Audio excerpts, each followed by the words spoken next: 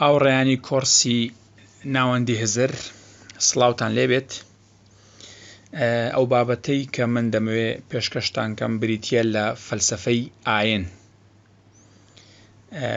فەلسەفەی ئاین یەکێکە لەو کایە معریفیە زۆر گرنگ و ستراتیژیانە کە زیاتر لە سەدەی 19 وەکو زاراوە سەری هەڵدا، بەڵام لە پاش نیوەی دووەمی سەدەی 20 وردە وردە بوو بە فیڵدێکی معریفی، بوو بە حەقلێکی معریفی گەورە، و ئیتر وردە وردە ڕۆژنامە و گۆڤار و لە کۆلێژەکان بەشی تایبەتی بۆ کرایەوە، و ئیتر ئێستاش لەسەر ئاستی دنیا کۆنفرانسی گەورە گەورە لە بابەتەکانی فەلسەفەی دین دەکرێتەوە، و ئارگومنتی زۆر بەهێز، گفتوگۆی زۆر بەهێز لە نێوان فەیلسوفانی ئاین دەخرێتە ڕوو، و ئارگومنتەکانیش دژە ئارگومنتیان دەخرێتە ڕوو. ئیتر لە ئەنجامی ئەو ئارگومنت و دژە ئارگومنتە بە گوێرەی هەندێک لە توێژینەوەکان دەڵێت کە فەلسەفەی ئاین ئێستا نیوەی فەلسەفەیە، یاخود فەلسەفەی ئاین بریتیە لەو لقە فەلسەفەی کە لە پێش هەموو لقەکانی دیکەی فەلسەفەیە لەبارەی ئەوە کە گفتوگۆیەکی چڕ و پڕ و دایەڵۆجی خەست و خۆڵ هەیە لە نێوان فەیلسوفانی ئاین لەم بارەیەوە. فەلسەفەی ئاین چییە لە ڕووی زاراوەوە، و معنای چییە، و بوار و بەکارهێنانەکانی چین؟ بە کورتی باسی دەکەین لە تقریباً 20 خولەکێکدا، 20 خولەک هەتاوەکو 25 خولەک. طبعاً بەمانە گشت و فراوانەکەی دەکرێ بڵێن فەلسەفەی دین بریتیە لە توێژینەوەیەکی سربەستانەی کراوە لەبارەی بابەتەکانی دینەوە، واتە هەر فەیلسوفێکی دین خۆی مقەیەد دەکا، خۆی ڕەها دەکا لە دۆخە سایکۆلۆژیەکان، لە باکگراوندی معریفی، لە حالەتە ئایدۆلۆژیەکان، ئیتر سربەستانە ئازادانە دەچێتە ناو بابەتەکانی دین، دراسەی دین دەکا. ئەوە پێناسەیەکی گشتگیر بۆ فەلسەفەی ئاین. بەڵام پێناسەیەکی تایبەتیشی هەیە، لە کۆمەڵێک کتێب باس کراوە، دەڵێ بریتیە لە بەکارهێنانی میتۆدە فەلسەفیەکان بۆ توێژینەوە لە بابەتە ئاینیەکان. میتۆدە فەلسەفیەکان بە عەرەبیەکەی پێدەگوترێت الطرق الفەلسەفیە، بە ئینگلیزیەکەی philosophical methods. جا philosophical methods لە کتێبە ئینگلیزیەکان باس کراوە چەند شتێک دەگرێتەوە، واتە میتۆدە فەلسەفیەکان چەند لقێکی هەیە، چەند ئەدات و ئامڕازێکی هەیە.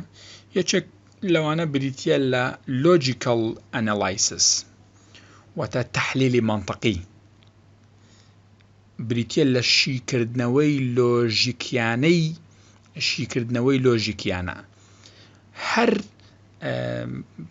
بابەتێک شیکردنەوەی لۆژیکیانەی بۆ کرا، ئەوە میتۆدێکە لە میتۆدەکانی فەلسەفە، یان کۆنسێپچوال، واتە چەمکاندن. هەر بابەتێکی دیکە چەمکاندنی بۆ کرا، ئیتر ئەوەش دەبێتە میتۆدێک لە میتۆدەکانی فەلسەفە. یان بۆ نمونە دیراسەکردنی زمانەوانیانە کە لە زانستی فیلۆلۆجی، واتە زمان ناسی، دیراسەکردنێکی زمانەوانیانە، چونکە بە گوێرەی لۆدڤیچ ڤیتگنشتاین، فەیلسوفی گەورەی زمان، دەڵێ ئێمە دەتوانین ڕاستیەکان ڕیاڵیتیز، یان ڕاستەقینەکان تروثس لە ناو زمان کەشف بکەین و بدۆزینەوە. کەواتە ئەوەش ئەو بابەتە زمانەوانیانەی کە شەن و کەو دەکرێت و دەستنە ناو عمق و قوڵاییەکانیەوە بۆ دەرهێنانی ڕاستیەکان، ئەوەشان میتۆدێکە لە میتۆدەکانی فەلسەفە. کەواتە بە گوێرەی ئەو پێناسەیە، پێناسەی تایبەتی فەلسەفەی ئاین بریتیە لە توێژینەوە و لێکۆڵینەوە، طبعاً سەربەستانە، بە میتۆدی عەقلی. میتۆدی عەقلیش بریتیە لە میتۆدە فەلسەفیەکان کە ئەو سێ حالەتانە، ئەو سێ میتۆدەی کە باسم کرد دەگرێتەوە بەگشتی. بەم سێ میتۆدە ئێمە هەر بابەتێک لە بابەتەکانی ئاینمان خستە ژێر لێکۆڵینەوە، ئەوە دەبێتە فەلسەفەی ئاین. پێناسەیەکی دیکە فەلسەفەی ئاین لە یەکێک لە کتێبە معتەبەرەکان باس کراوە، دەڵێت بریتیە لە بیرکردنەوەی فەلسەفیانە، بیرکردنەوەی فەلسەفیانە لەبارەی ئاین، ئەو جارە لەبارەی خودی دینەوە، خودی ئاینەوە. طبعاً philosophical thinking، بیرکردنەوەی فەلسەفیانە لەبارەی خودی دینەوە. طبعاً لێرەدا پرسیارێک هەیە، ئایا بیرکردنەوەی فەلسەفیانە خۆی چییە؟ چونکە تا ئێمە مەسەڵەن پێناسەی بیرکردنەوەی فەلسەفیانە نەکەین، تێناگەین لەوەی کە ئەو پێناسەیە بۆ فەلسەفەی دین چییە.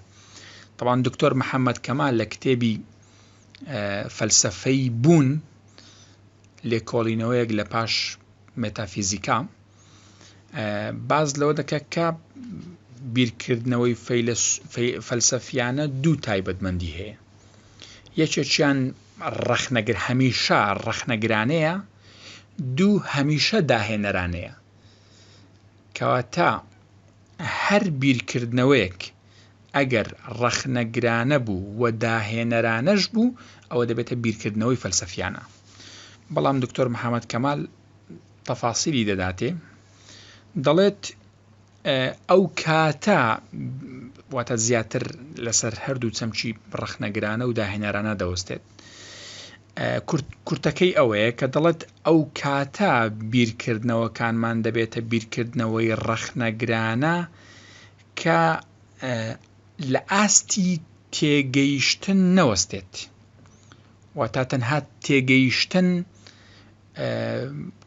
بەس نییە بۆ بیرکردنەوەی ڕەخنەگرانە، بەڵکو ئەو تێگەیشتنە دەبێ بچێتە، یعنی ئاستی تێگەیشتن تێپەڕێنین بۆ واتای نوێ، نیو مینینگ، واتای نوێ، واتایەکان نوێ بن و جیاواز بن. ئەو کاتە کە ئێمە ئاستی تێگەیشتنمان لە تێکستەکان تێپەڕاند و گەیشتین بە واتای نوێ، ئەوە مەرجی سەرەکیە بۆ تەفسیرکردن. تەفسیرکردن ئەوەی کە پێی دەگوترێت ئینتەرپریتەیشن. کەواتە ئەگەر تەنها ئێمە گەیشتین بە ئاستی تێگەیشتن و نەگەیشتین بە ئاستی ڕاوەکردن و ئینتەرپریتەیشن، ئەو کاتە تەنها دەبێتە وەسفکردن. بەڵام ئەگەر ئێمە ئاستی تێگەیشتنمان تێپەڕاند و گەیشتین بە واتای نوێ و جیاواز، و گەیشتن بە واتای نوێ و جیاوازیش دەبێتە ڕاوەکردن، دەبێتە تەفسیرکردن، ئەو کاتە ئێمە بەم بیرکردنەوە دەڵێن بیرکردنەوەیەکی ڕەخنەگرانە و بیرکردنەوەیەکی ڕەخنەگرانەی فەلسەفیانە. بەڵام طبعاً بێ پرۆسەی تێگەیشتن ئێمە ناتوانین مەسەڵەن بگەین بە ئاستی بیرکردنەوەی فەلسەفیانە. کەواتە تێگەیشتن دەروازەیە بۆ گەیشتن بە بیرکردنەوەی فەلسەفیانە، بەڵام هەموو شتێکیش نییە. واتە ئەندەرستاندینگ، تێگەیشتن هەموو شتێک نییە، بەڵام دەروازەیە.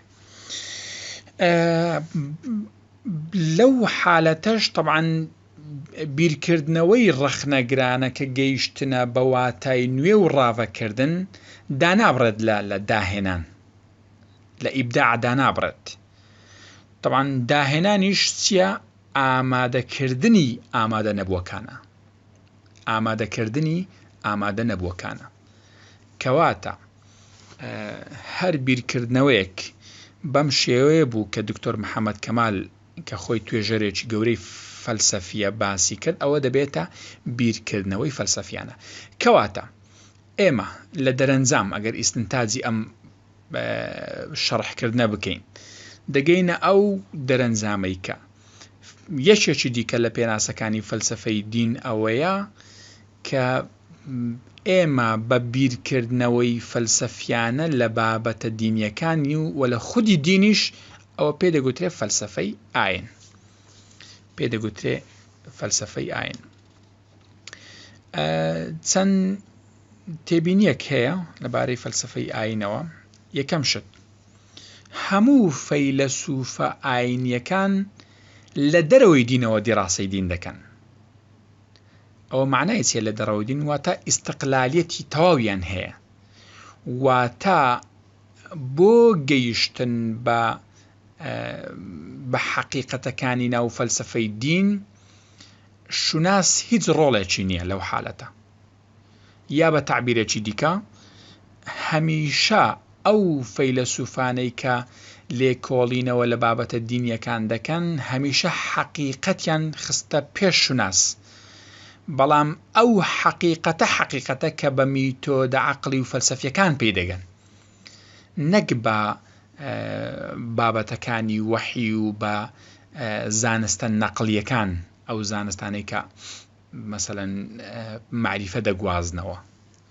ئەوە نا، فەلسەفەی دین بریتیە لە لێکۆڵینەوە لە بابەتە دینیەکان بە میتۆدە فەلسەفیەکان، بە میتۆدە فەلسەفیەکان کە دەگەن بە حەقیقەت. ئەو حەقیقەتە لە فەلسەفەی ئاین، نەک حەقیقەتێکی دیکە.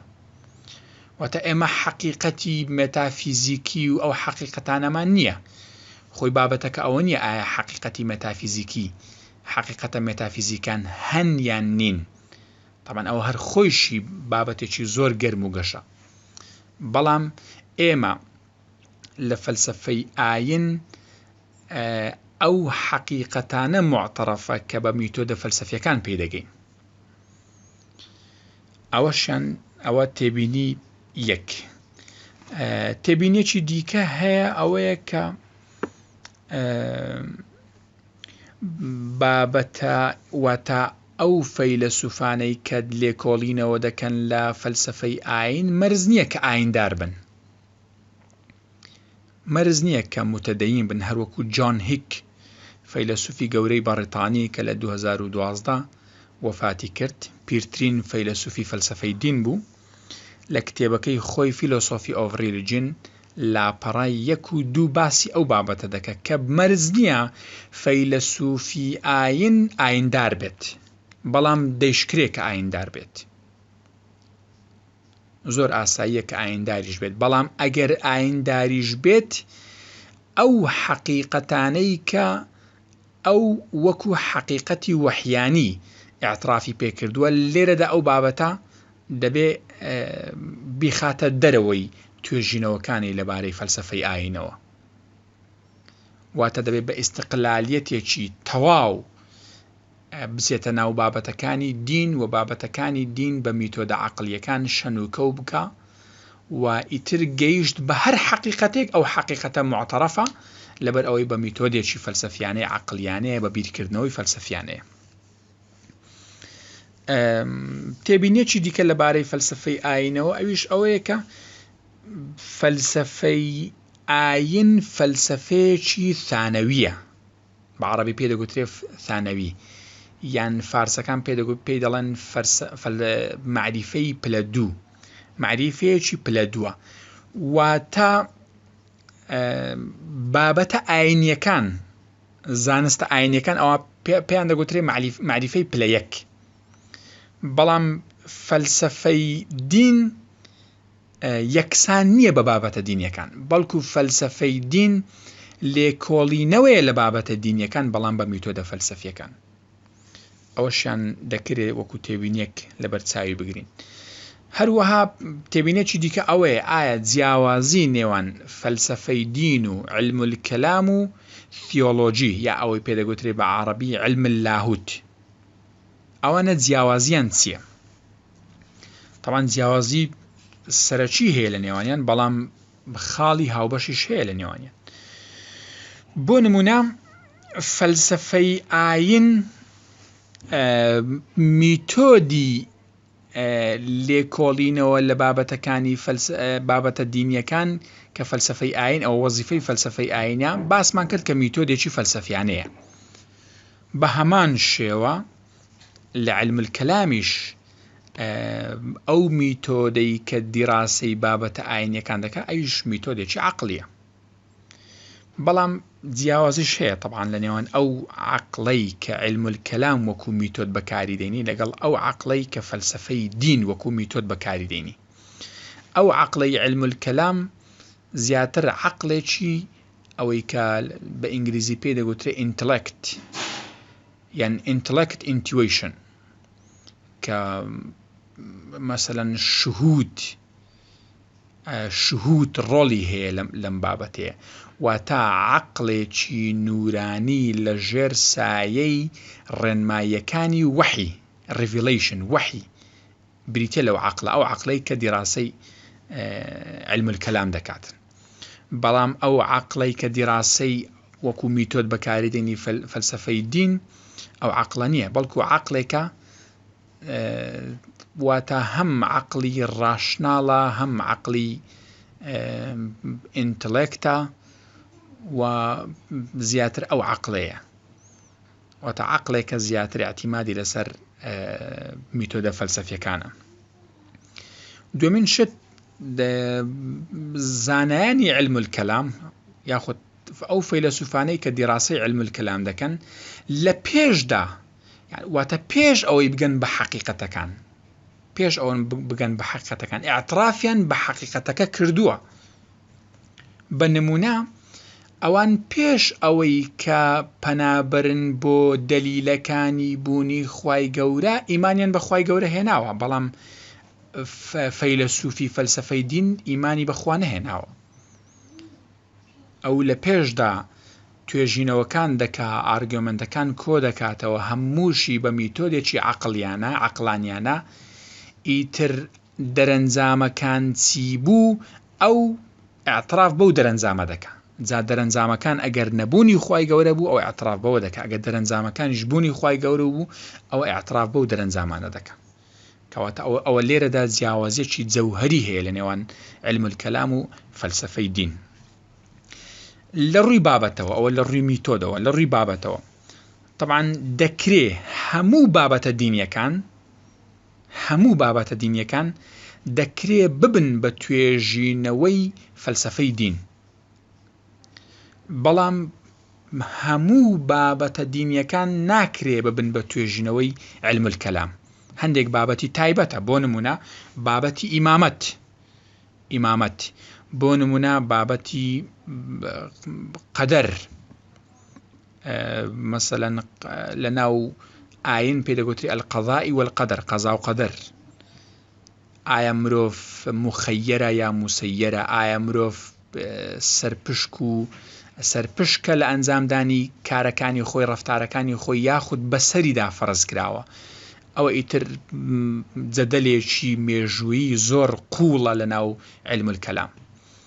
هەروەها بابەتی تەوحید، بابەتی صفاتی خوددا، بابەتی ذاتی خوددا، بابەتی ئەفعالی خوددا و کێشەی مەخلوق بوونی قورئان، بابەتی عیلە و معلول، علیەت و ئەوانە هەموو بریتین لە کۆمەڵێک بابەتی جەوهەری علم الکەلام. بەڵام بابەتەکانی ئاین دەکرێت هەموو بابەتەکانی ئاین ببن بە بابەتی فەلسفەی ئاین. طبعاً لە ڕووی ئامانجیشەوە وەکو باسمان کرد ئەو دەرەنجامە لۆژیکی و عەقڵانیانەی کە فەیلسوفانی دین پێی دەگەن ئەوە معتەرەفە و ئامانج گەیشتنە بەو جۆرە لە حەقیقەتە، بەو فۆرمە لە حەقیقەتە.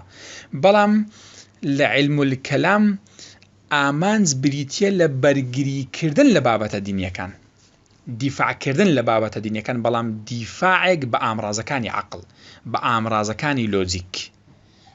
هەروەکو باسمان کرد لە پێشدا ئەوان ئیمانیان بە بابەتە دینیەکان هێناوە، بەڵام پەنا دەبەنە بەر ئامرازەکانی لۆژیک و میتۆدی عەقڵیانە بۆ ئەوەی کە بەرگری بکەن لە بابەتە ئاینیەکان، بۆ ئەوەی کە ڕاستی بابەتە دینیەکان و ڕاستی بابەتە وەحیانەکان بسەلمێنن.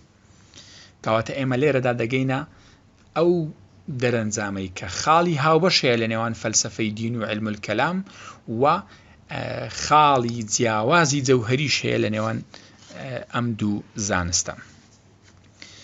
هەروەها علم الکەلام و تیۆلۆجیا علم اللاهوت زۆر کەس هاوواتای دەکا، بەڵام هاوواتا نین، جیاوازێکیان هەیە، هەم لە ڕووی مێژوویەوە هەم لە ڕووی جەوهەر و ناوەڕۆکیشەوە. علم اللاهوت تیۆلۆجیا ئەوەی کە پێی دەگوترێت تیۆلۆجیا، طبعاً تیۆ بە زمانی گریکی بە ڕێشە گریچەکەی بە مانای خوددا دێ، لۆجیش بە معنای گوتار یاخود زانست دێت، واتە زانستی خوددا، ئەو زانستەی کە لە خوددا دەکۆڵێتەوە، خوداناسی. یەکەم جار ئەفلاتۆن پلاتۆ ئەم زاراوەی داڕشت و دوای ئەوەش ئەرستۆ لە پاش ئەفلاتۆن ئەرستۆش بەکاری هێنا.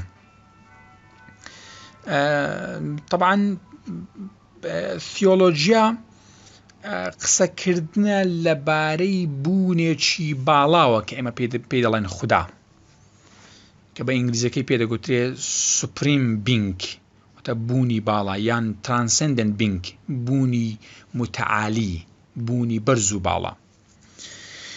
تیۆلۆجیا چەند جۆرێکی هەیە، بۆ نمونە ناچرال تیۆلۆجی، واتە تیۆلۆجیای سروشتی یان ریڤیلد تیۆلۆجی، ئەو تیۆلۆجیایی کە پەیوەستە بە وەحیەوە، یان سوپەر ناچرال تیۆلۆجی، ئەوە کە بابەتێکی لە 100% وەحیانیە، واتە ئاعتیماد دەکرێتە سەر وەحی، بۆ ئەوەی کە سوپەر ناچرال ئەو بوونەی ئەو بوونە سەر و سروشتیەی کە هەیە دەیخاتە ژێر لێکۆڵینەوە. بەڵام ئەو ئیبستیمۆلۆجیایی کە ئاعتیمادی لەسەر دەکات ئیبستیمۆلۆجیایەکی لە 100% وەحیانیە.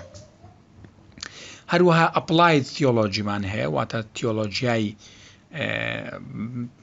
پراکتیک کرا و جێبەجێکرا و هەروەها سیمبۆلیک تیۆلۆجیمان هەیە. سیمبۆلیک واتە پەنابردن بۆ تەفسیرکردنێکی ڕەمزیانەی تێکستە دینیەکان، چونکە ئەگەر ئەو زانستە دەڵێ ئەو لە قەزانستەی تیۆلۆجیا دەرێ ئەگەر بێت و ئێمە تەفسیرێکی ڕەمزیانە بۆ هەندێک لە بابەتە دینیەکان نەکەین، ئەوە دەچێتە ناو چوارچێوەی خوڕافیاتەوە. طبعاً ئێستا بابەتی ئەفسانە ناسی زیاتر ئاعتیمادی لەسەر سیمبۆلیک ئینتەرپریتیشن، واتە تەفسیری سیمبۆلیکیانەی تێکستە دینیەکان. دیسان دێنەوە سەر بابەتی فەلسەفەی دین، ئێمە دەکرێ لە تەقسیمێکی گشتی بابەتی فەلسەفەی دین بکەین بە هەڕەمێک. طبعاً ئەو هەڕەمە پێک هاتووە لە 3 ئاست.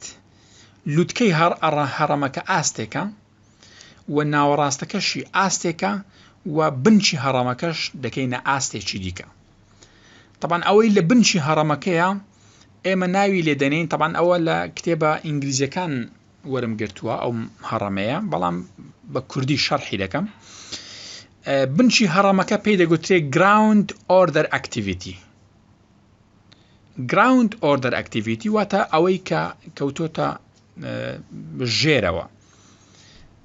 بریتیە لەو چاڵاچیەی کە زیاتر زانستە دینیەکان لێوێن دەردەیکەن.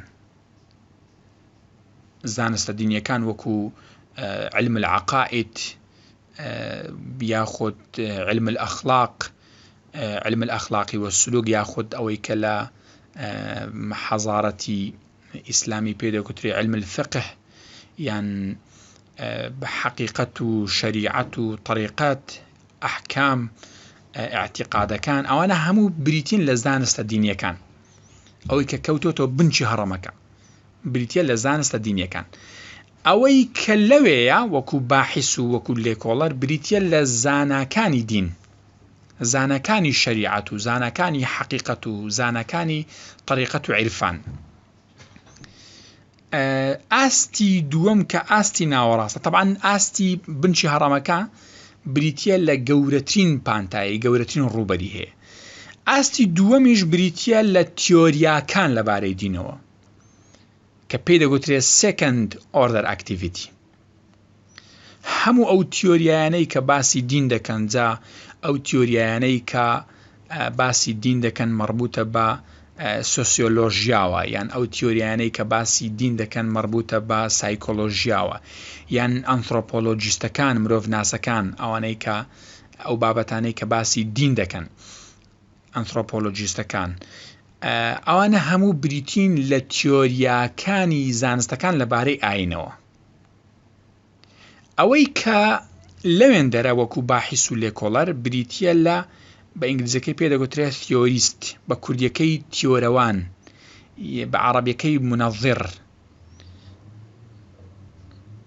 ئەوە لەم ئاستا بریتیە مامەڵە دەکات لەگەڵ تیۆری ئاینەکان ڕوون دەکاتەوە، شەن و کەویان دەکاتن و تیۆری ئاینەکان دەکاتە پێشنیار بۆ ئەوی کە پراکتیزە بکرێن بۆ ئەوی حەقیقەتی تیۆریەکان بەدیارکەوێت. طبعاً تیۆریەکانیش کۆمەڵێک مەرجیان هەیە، گریمانەی هەیە، پێشگریمانەی هەیە، و کۆمەڵێک ستێپ و خوتواتی دیکە هەیە بۆ ئەوی کە بگەین بە قۆناغی تیۆر، داڕشتنی تیۆر.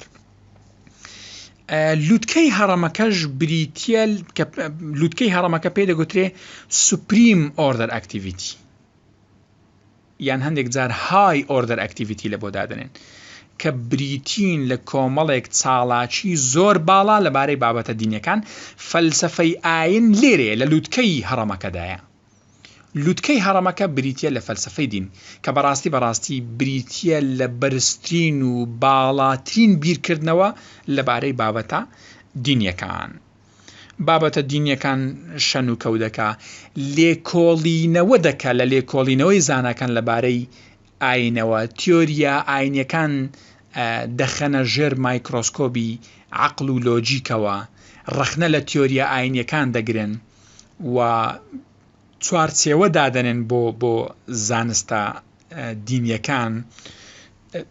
هەروەها هەندێک جار تیۆریە دینیەکان هەڵدەوەشێننەوە. ئەوە زیاتر وەکو دەڵێ وەزیفەی فەیلسوفانی فەلسەفەی ئاینە. بۆ نمونە ئەو دیراسانەی ئەو توێژینەوەی کە لەبارەی ئاینەوە کراوە، ئەوان دێن دیراسە لە توێژینەوەکە دەکەن، بزان ئەو توێژینەوە چ میتۆدێکی بۆ بەکار هاتووە. ئەو کەسەی کە توێژینەوەکەی کردووە دۆخی سایکۆلۆژی، حالەتی ئایدۆلۆژی، باگراوندی فکری و معریفی، حتا باگراوندی قەومی، ئەوانە هەمووی دەخەنە ژێر لێکۆڵینەوە. فەیلسوفانی دین دەیخەنە ژێر لێکۆڵینەوە بۆ ئەوەی کە هەڵەکان بدۆزنەوە. طبعاً دۆزینەوەی هەڵەکان بەقەت حەقیقەتەکان گرنگە لە لێکۆڵینەوەکانی فەلسەفەی دین. زۆر گرنگە دۆزینەوەی هەڵەکان لە بابەتەکانی فەلسەفەی دین، زۆر گرنگە بۆ ئەوەی کە کەشفی ئەو پرۆسێسە مێژوویە بکەن کە تێگەیشتون لە دەقەکان و تێگەیشتون لە ئاین، لە خودی ئاین. ئەوانە هەمووی بریتین لەو وەزیفە سەرەکیانەی کە فەیلسوفانی فەلسەفەی دین هەیەنە.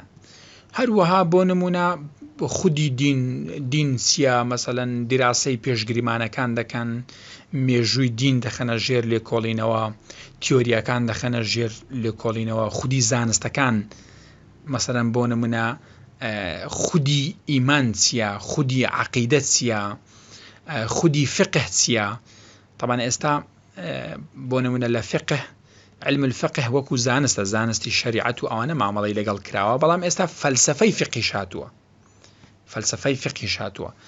طبعاً لێرەدا پێویستە تێبینێکی دیکە باسکەم. طبعاً فەلسەفەی دین هەیە، ئەوە بەگشتی فەلسەفەی دین هەموو دینەکان دەگرێتەوە. دینی کریسچان، دینی جودایزم، دینی ئیسلام، دینی مەسەلەن بودیزم، هەروە هیندۆیزم، ئەوانە هەموو دینەکان بەگشتی فەلسەفەی دینی پێدەگوترێت. بەڵام دەکرێ فەلسەفەی ئاینێکی تایبەتیش هەبێ. بۆ نمونە فەلسەفەی ئیسلامی، طبعاً فەلسەفەی ئیسلامی هەیە، بەڵام ئەو کاتە دەبێتە فەلسەفەی دین کە پێی بڵێن فەلسەفەی ئیسلامی. واتە بە هەمان شێوە بە لێکۆڵینەوەی واتە بە میتۆدی عەقلانیانە و لۆجیکیانە و زمانەوانیانە ئێمە دێین دیراسەی فەلسەفەی ئیسلامی دەکەین، ئەوە دەبێتە فەلسەفەی دین، ئەوەش هەر فەلسەفەی دینە.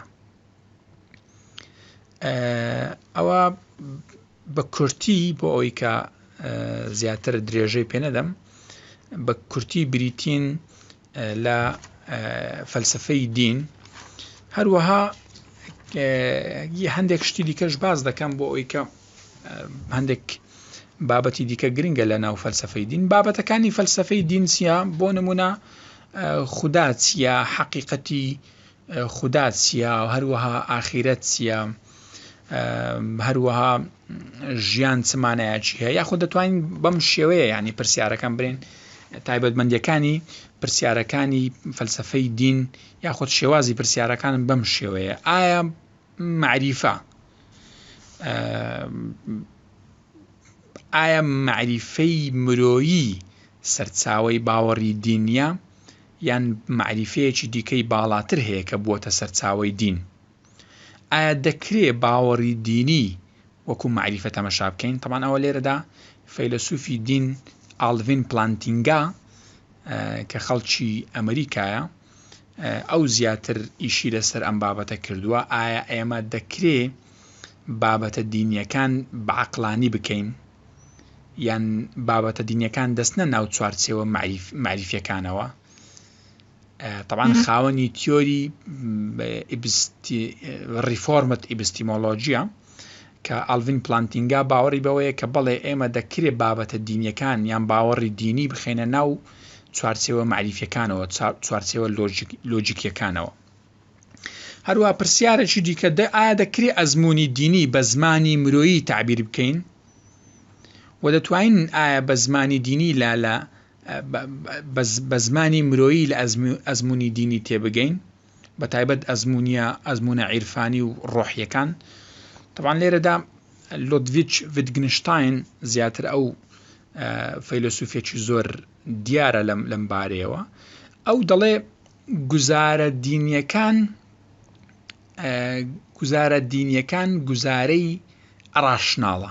ئەڕاشناڵ واتە بان عەقلانیە، واتە ئێمە ناتوانین بە عەقلی ڕوت لە گوزارە دینیەکان تێبگەین. لەو لاشەوە جۆن هیک کە ئەو زیاتر تیۆری ئەزمموی دینی ئەو تیۆرەی زۆر بە خەست و خۆڵی دیراسە کردووە خاوەنی ئەو تیۆرەشە، ئەو پێی وایە کە ئێمە نەخێر بە زمانی دینی ناتوانین لە حەقیقەتە دینیەکان و لە ئەزمموی دینی تێبگەین، بەڵکو تەنها لە ڕێگای چەشتنی ڕاستەوخۆوە. واتە ئێمە ڕاستەوخۆ هەرکەس دەبێت لە ڕێگای ئەزممونکردنی تایبەتەوە لە بابەتە دینیەکان تێبگات، ئەگەر نا ئێمە لە ڕێگای زمانەوە لە بابەتە دینیەکان تێناگەین. پرسیارێکی دیکە بۆ منە ئایا تێربوونی ڕۆحی و وەڵامدانەوەی داخوازی ڕۆحیەکان لە دەرەوەی سیستەمی دین دروست دەبێت؟ واتە بۆ نمونە بە خواردنەوەی مادەی ئەلکۆهۆل یان مێشک سەرکردن، ئایا ئێمە دەتوانین بگەین بە ئەزممونە دینی عیرفانیەکان بە ئەزممونە ڕۆحیەکان؟ طبعاً لێرەدا فەیلسوفی گەورەی دین فریتۆف شۆن کە فەیلسوفێکی فەڕەنسیە ئەو پێی وایە کە نەخێر هەرگیزە و هەرگیز ئێمە بەم شێوازە پراکتیکیانە کە بە تایبەتی بە ئەزممونکردنی مادە مخەدیرەکان ناتوانین بگەین بە ئەزمموی ڕۆحی باڵا، چونکە واتە لەو حالەتە لەبەر ئەوەی ئەم بابەتانە بنەمایەکی وەحیانی و خوداییانیان نییە، بنەمایەکی ڕۆحیان نییە، بۆیە ئێمە ناتوانین بەم ئامرازانە بگەین بە حالەتە ڕۆحیەکان، بەڵکو تەنها دەبێت لە ڕێگای ئەزممونکردنی واتە ڕیچواڵ پراکتیککردنی دروشمەکان و پراکتیککردنی تقوسات ئێمە لەو حالەتە دەگەین بە ئەزممونە ڕۆحیەکان. بۆ نمونە دەکرێت پرسیارێکی دیکە کە بڵێن ئیویش فەلسەفەی ئاینە، ئایا دین دەتوانێت مانا بە ژیان بدات؟ ژیان خۆی مانای چییە؟ لێرەدا مانای مانا چییە؟ سەرەتا مانای مانە ئەوجا مەسەرەن مانای ژیان. ئایا دین دەتوانێت مانە بە ژیان بدە؟ ئایا دین خۆی پێویستی بە مانە بەخشین نییە؟ ئەوەش مەسەرەن پرسیارێکە لە پرسیارەکانی فەلسەفەی دین و بابەتێکە لە بابەتەکانی فەلسەفەی دین. پرسیارێکی دیکە بۆ نمونە ئایا دین دیاردەیەکی مێژووی و کۆمەڵایەتیە بەشێکە لە ناخ و سروشت و بوون و کیانی مرۆڤ؟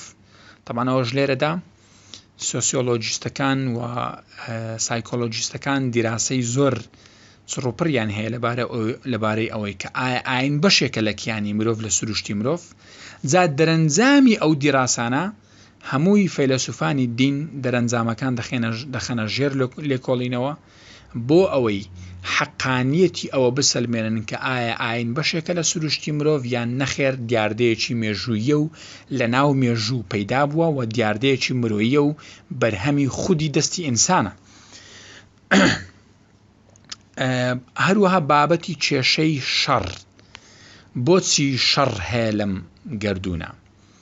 ئایا ئەگەر خوددا هەیە و ئەگەر خوددا هەروەکو ئەفلاتۆن و کۆمەڵێک فەیلسوفی دیکە هێگڵ و ئەوانە باز دەکەن کە چاکەی ڕەهایە، ئەگەر چاکەی ڕەهایە بۆچی شەڕ هەیە؟ بۆچی نائەدالەتی هەیە؟ بۆچی مردن هەیە؟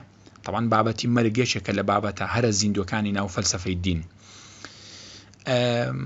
ئیتر بابەتی شەڕی ژێکێکە لە بابەتەکان. تەمان دکتۆر سەلمان نادر لە هەژان کۆرسێکی هەیە لە 11 وانە پێک هاتووەوە زۆر بە خەست و خۆڵی باسی بابەتی شەڕی کردووە. ئەگەر حەز بکەن دەتوانن سوودمەند بن لێی. هەروەها مەسەرەن ئایا ئەوەی کە جۆن هیک ئەو پرسیارە دەخاتە ژێر لێکۆڵینەوە، هەروەها فریتۆف شۆن کە ئەوانە دوو فەیلسوفی زۆر گەورەی فەلسەفەی دینن، دەڵێن ئایا حەقیقەت تەنها لا یەک ئاین مۆنۆپۆل کراوە، قۆرخ کراوە، یان حەقیقەت لای هەموو ئاینەکان هەیە، یان حەقیقەتێکی کولیە وەک ئەوەی مەولانای ڕۆمی دەڵێت حەقیقەت سەرەتا ئاوێنەیەکی گەورە بوو پاشان ئەو ئاوێنەیە شکا، ئیتر حەقیقەت بۆ چەند پارچەیەک هەر بەشێک لە ئاینەکان پارچەیەکیان بۆ خۆی بردووە. ئایا حەقیقەت وایە؟ طبعاً لە ئەنجامی ئەو بابەتە دوو تیۆر سەریان هەڵداوە. تیۆرێکیان بریتیە لە پلورالیزمی دینی کە جۆن هیک زیاتر سەرکردایەتی ئەم تیۆرەی کردووە. جۆن هیک پێی وایە کە بەڵێ هەموو ئاینەکان بەشێک لە حەقیقەتیشان پێیە بەبێ ئەوەی کە ئەو حەقیقەتانە بەریەک بکەون، واتە بەبێ ئەوەی کە ئاینەکان بەریەک بکەون هەریەکە نوێنەرایەتی بەشێک لە حەقیقەت دەکەوت و دەکرێت پێکەوەش بژین و تەعایشی سلمی و دینی هەبێ لە نێوان نەتەوەکان و مرۆڤایەتیش لە سەقامگیریەکی زۆر باش بژین بە تایبەتی لە ڕووی ئاینیەوە. لەو لاشەوە فریتۆف شۆن خاوەنی تیۆری یەکێتی باڵای دینەکانە، The Transcendent Unity of Religion، یەکێتی باڵای دینەکانە. ئەو پێی وایە کە نەخێر ئاینەکان لە دیوی ناوەوەیان، واتە ئەوەی کە پێی دەگوترێت ئیزۆتێریک دایمنشن، لە دیوی ناوەیان یەک حەقیقەتیان هەیە، یەک حەقیقەت لە ئاستێکی باڵا کە وەحیە، کە خودایە، حەقیقەتێکی ڕەهای مطلقە، absolute reality. لەوەدا ئاینەکان هەموو یەکن، بەڵام لەبەر ئەوەی کە کۆمەلگاکان دابەش بوون بەسەر چەند تیرە و قەوم و نەتەوەی جیاواز، چەند کللتوری جیاواز، چەند عادەت و داب و نەریت و نۆرمی جیاواز، بۆیە ئاینەکان لە حەقیقەتدا یەک ئاینن، لە ئەوەی بابەتی تەوحید و یەکتاپەرستی یەک ئاینن، یەک ئامانجن، یەک سەرچاوەن، بەڵام لە شەریعەت و لە ئەحکام و لە قوانینەکان جیاوازن. طبعاً لە ئەنجامی ئەو پرسیارە ئایا حەقیقەت لای یەک ئاینە یان لای هەموو ئاینەکانە، دوو تیۆری گەورە سەری هەڵداوە. ئەم دوو تیۆرەش هەتاوەکو ئێستا ئارگومنتی خۆیان هەیە و دژە ئارگومنتیشیان هەیە و دوو تیۆرەکەش هەتاوەکو ئێستا بە زوندیۆتی ماونەتەوە و پوچەڵ نەکراونەتەوە. بەڕێزان و خۆشەویستان، هاوڕێیان و خۆشەویستی کۆرسی ناوەندی هزر، سوپاستان دەکەم بۆ گوێگرتن و ئەوە بریتیە لە گشرا و زۆر بە کورتی بریتە لە بابەتی فەلسەفەی دین و بابەتەکانی فەلسەفەی دین و پێناسەی فەلسەفەی دین و بواری فەلسەفەی دین و جیاوازیەکانی لەگەڵ عیلم الکەلام بە کورتی ئەوە بریتی بوو لە پەیامەکان. زۆر سوپاستان دەکەم.